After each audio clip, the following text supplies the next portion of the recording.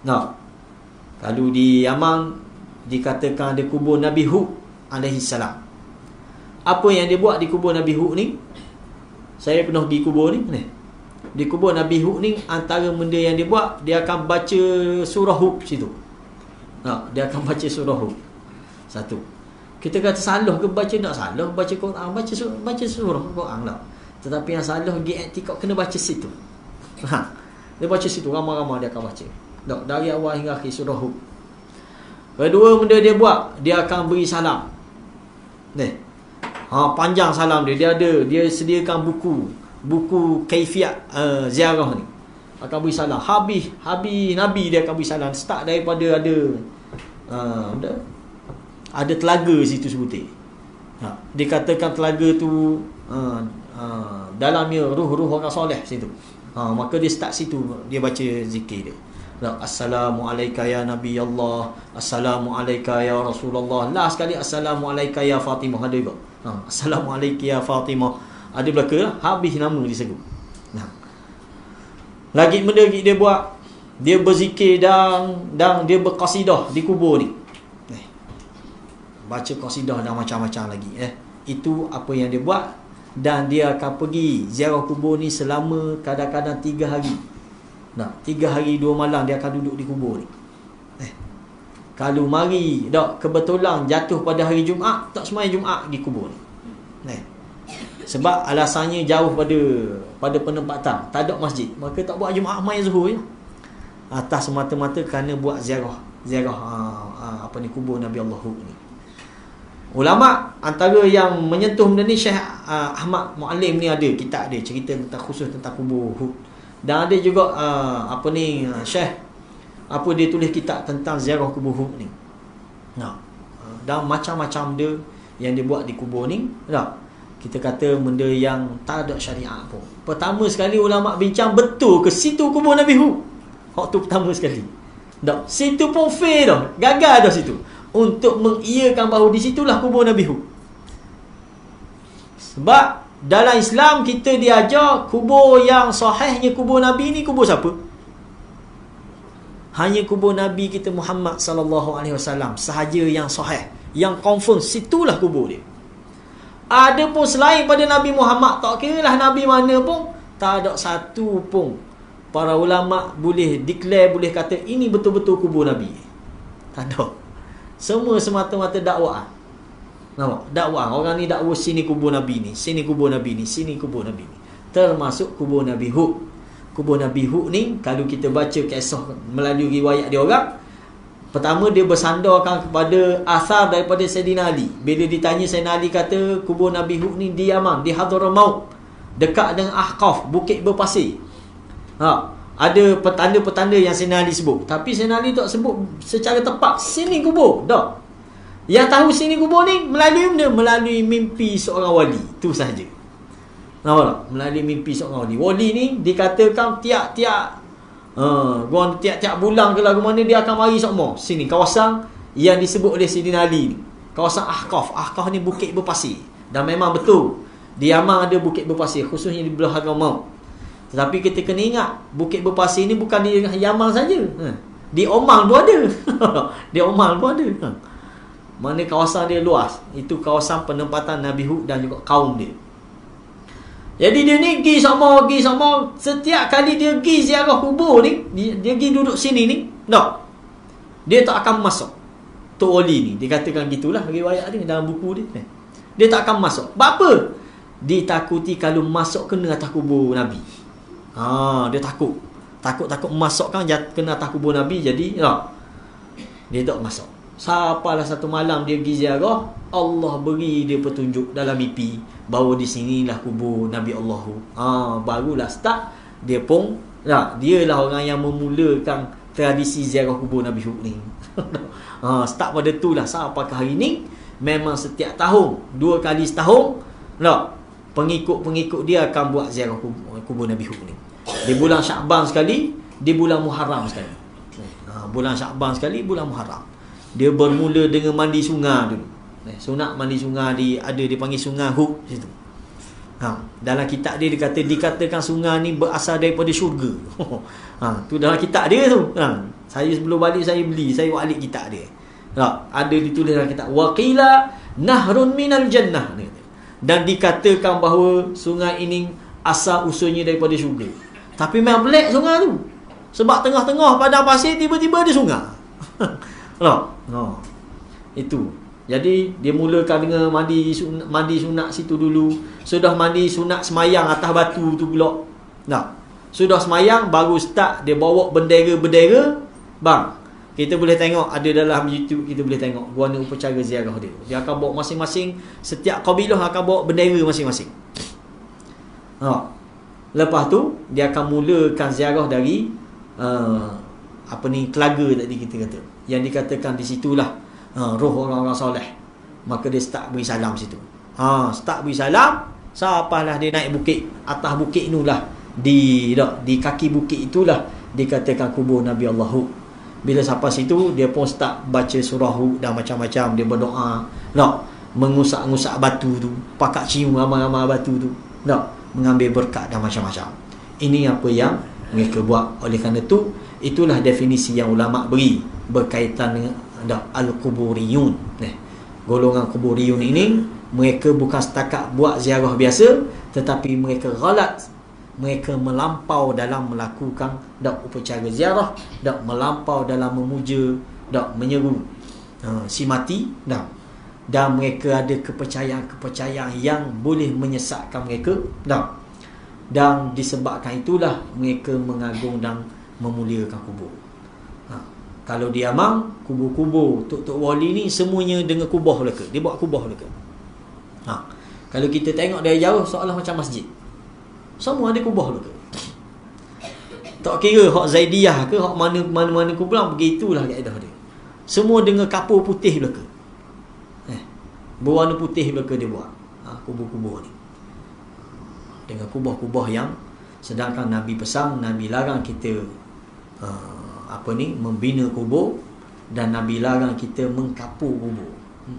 Mensimi kubur ni pun termasuk dalam larangan baginda Nabi SAW. Tapi itulah benda yang mereka buat.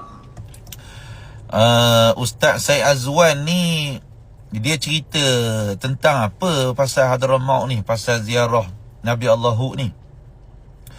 Gambar-gambar yang dibawa datang dalam ziarah Nabi Allah Hud adalah gambar orang ziarah, gambar orang bergarak, sambil berselawat pada Nabi, sambil bergarak, sambil berzikir, bertasbih.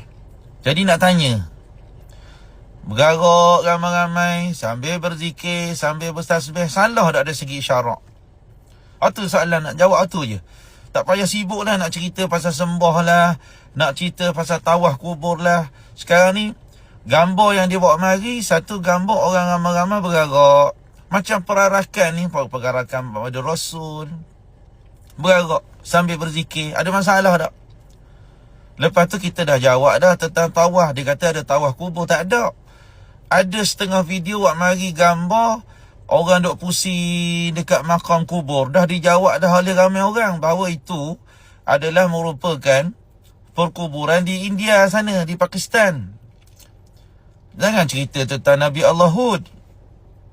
Dah jawab dah tentang sembah. Syed Azwan cerita sembah kubur. Dah khabar dah tak ada acara sembah. Sembah ni sujud. Ada ke orang sujud kat kubur? Dipertikaikan masalah cium kubur. Dah jawab dah. Ini cium kubur ni permasalahan fiqh, bukan masalah akidah. Ada ulama kata cium kubur sunat. Apa pergi dengar Syed Azwan? Dengarlah Imam Ramli, dengarlah Imam Ibn Hajar. Siapa Syed Azwan dengan Imam Ibn Hajar? Lepas tu nak cerita tentang kepastian. Betul ke tak di situ ada kubur Nabi Allah Hud? Memang lah. Mana-mana kubur anbiya selain daripada Nabi Muhammad, semua ada perselisihan. Kubur Nabi Muhammad je hak qat'i, hak putus. Di situ kubur Nabi Muhammad. Kubur Nabi lain dia berselisih belaka. Tapi kubur Nabi Allah ni kubur yang kuat pandangan ulama yang menyatakan duduk di bumi Hadramaut.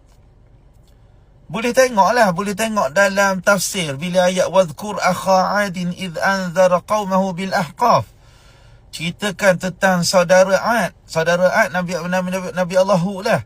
Saat dia ini memberi peringatan kepada kaumnya di Al-Ahqaf. Al-Ahqaf ni baca tafsir. Memang ada tafsir menyatakan Al-Ahqaf tu duduk di Urdun. Tapi ada juga tafsir, kalau kita baca tafsir Tabari menyatakan Wadi Ahqaf itu yang kata tempat persemadian Nabi Allah Hud AS. Ahqaf itu adalah daripada Oman menuju ke Mahrah. Ada juga dalam tafsir Tabari menyatakan dia adalah di antara Oman dan Hadramaut. Atau tempat yang orang tak pergi ziarah Nabi Allah Hud sekarang ni tu memang bersepadan dengan Oman, di antara Hadramaut dan Oman, yang hanya dipisahkan dengan bukit. Ini cerita ulama-ulama tafsir. Imam At-Tabari ini ulama besar, bukan Syed Azwan, bukan Ustaz Adli. Jadi sebab tu ulama-ulama Hadramaut seperti Al-Habib Salim Syatri siapa buat kitab, bacalah kitab tu, terjemah Nailul Maqsud. Ini kitab tentang hujah-hujah yang kuat bersandarkan kepada Al-Quran, bersandarkan kepada hadis tentang kat mana lokasi Nabi Allah Hud. Mereka bukan sambarana je pergi ziarah Nabi Allah Hud dalam keadaan mereka tak ada hujah kata di situ adalah maqam Nabi Allah Hud. Dari segi sudut yakin memang tak ada maqam Nabi yang yakin kecuali maqam Nabi Muhammad. Tapi dia ada hujah. Awak bercakap tak ada hujah. Tak ada hujah. Awak nak menafikan. Ada disebut dalam tafsir pandangan Imam Tabari dan juga dalam tafsir-tafsir yang lain. Jadi orang bercakap ni dari segi hujah. Awak tak nak terima hujah tu awak punya pasal. Tapi kita bercakap dengan hujah.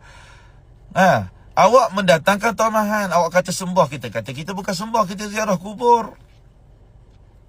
Awak nak cerita, nak isukan beberapa isu-isu yang dilakukan oleh orang-orang awam. Orang awam letak batu lah, orang awam buat begini. Itu amalan orang awam, bukan amalan para ulama.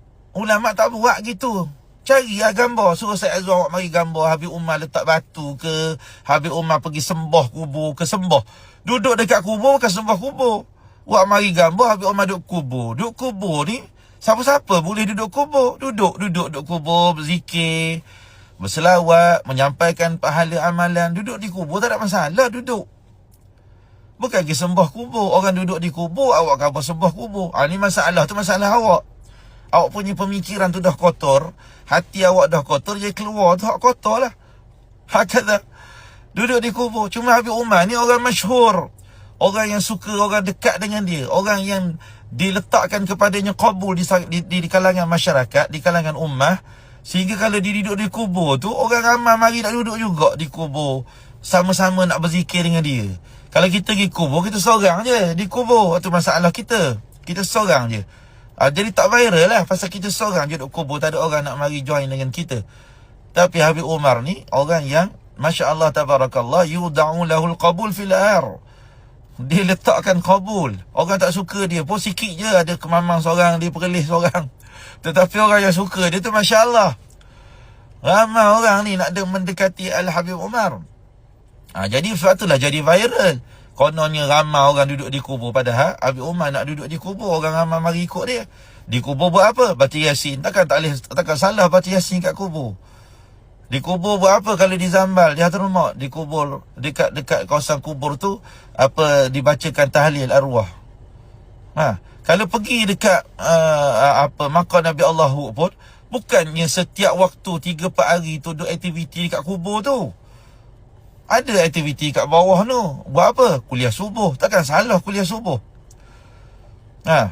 Kalau naik semayang isyak tak menghadap ke makam Nabi Allah, menghadap ke kiblat.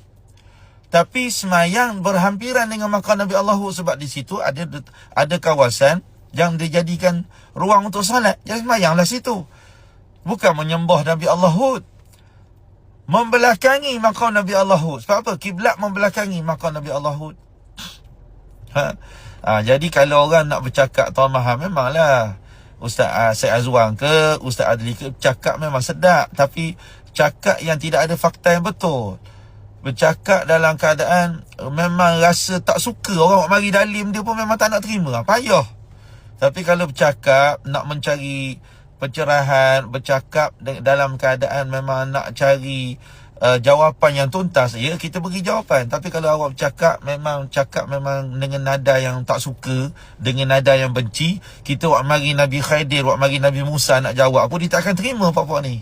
Seperti mana puak-puak kafir musyrikin Mekah, dia tak akan terima apa yang Nabi SAW buat mari walaupun dah terang benderang. Jadi gitu cerita dia. Dia mudah-mudahan Allah SWT beri inayah, Allah Ta'ala beri taufik. Itu je lah yang boleh kita doa. Kalau nak mengata, teruslah mengata.